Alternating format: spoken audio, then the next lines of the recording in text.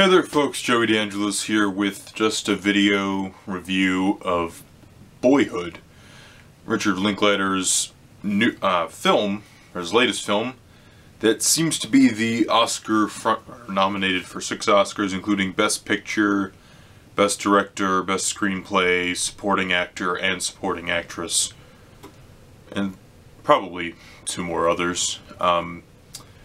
So Boyhood, I remember it being released last summer and people talking about it, and if you haven't heard of Boyhood, you should know this bit of information going into it, because this is really what makes it special, is that this is a 3-hour movie chronicling the life of this boy from age 5 or 6 until he's 18 years old and off to college. So that's about a 12-year odyssey, and oddly enough, it took them about 12 years to make this. Over a period of 39 days across 12 years, they told this story.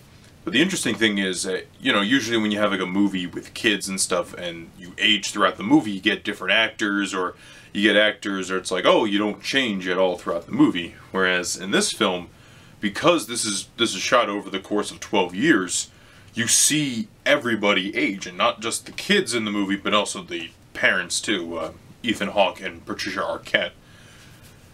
So that makes it really special. I heard overwhelmingly positive things about it. This thing is a 99% in Rotten Tomatoes and about 100% or 100 on Metacritic or Metascore.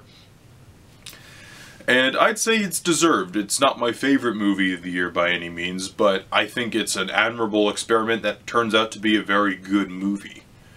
I have to be honest though, I prefer the first 2 hours over the last hour, and I'll explain why in a minute, but I'll talk about the positives first. I think all of the performances are really good. Eller Coltrane does a fine job as Mason Jr., our main character. Lorelei Linklater, Richard Linklater's daughter, plays the sister, and she's exceptional in the movie.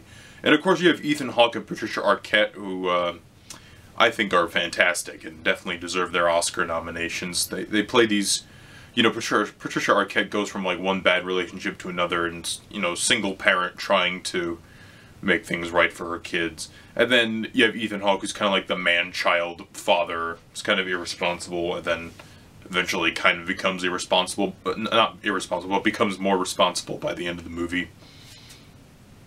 And some really good scenes with those characters. They really help push things forward. And I think what I really liked about it was, I think about the first 2 hours, is that you're getting this story of Patricia Arquette trying to be a parent. You know, she's going from one bad relationship to another, and you're seeing it through the eyes of the kids. You know, I think if this was a standard movie, you'd see it through Patricia Arquette and then occasionally glance over to the kids, but the kids are very much present in this movie, and it's really them seeing what the parents are doing. And to me, that was what made the first 2 hours infinitely more interesting than the last hour. Now, the last hour isn't terrible, it's just the realism and the strength of the first 2 hours, it weakens by the 3rd hour, because you have Eller Coltrane's now a teenager in the later scenes, and he's not terrible or anything. He does a fine job of the role, like I said. It's just, I'm relatively annoyed by the character of Mason by the end of the movie. He's just kind of, you know, feather in the wind type of thing. You know, blowing in the wind type of guy. And I guess that's kind of the point, but at the same time, you kind of get annoyed by that point, by his character, and it kind of results in some of the faker lines of dialogue, because I felt the first 2 hours was very credible and very strong. This part, it kind of slipped into more of a standard movie, but for the most part, I think it holds up as a really, really good movie.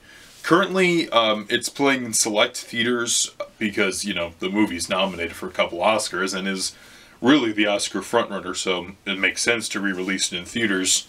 It's coming, I believe it's out on Blu-ray already, but it's also on digital, and that's how I saw the movie. I saw it through Amazon.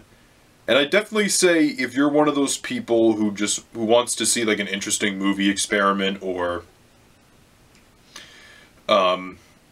you know, or if you're somebody who's interested in the Oscars and you like to see the Oscar films, you have to see Boyhood. You really do. One more thing also is that it feels very seamless when you watch the movie when they age throughout the film. It's not just like, you know, usually with a movie you have like a montage that leads up into them being older. But in this movie, it just kind of keeps going, and I think that is really representative of life. You know, life just doesn't stop. There's no pause button in life. There's no sequels in life. It's just life continues, you know. So I think that's probably what I admire most about it, is that it's probably the most true to life, one of the most true to life narrative films ever. So definitely check it out, and I'll see you guys later.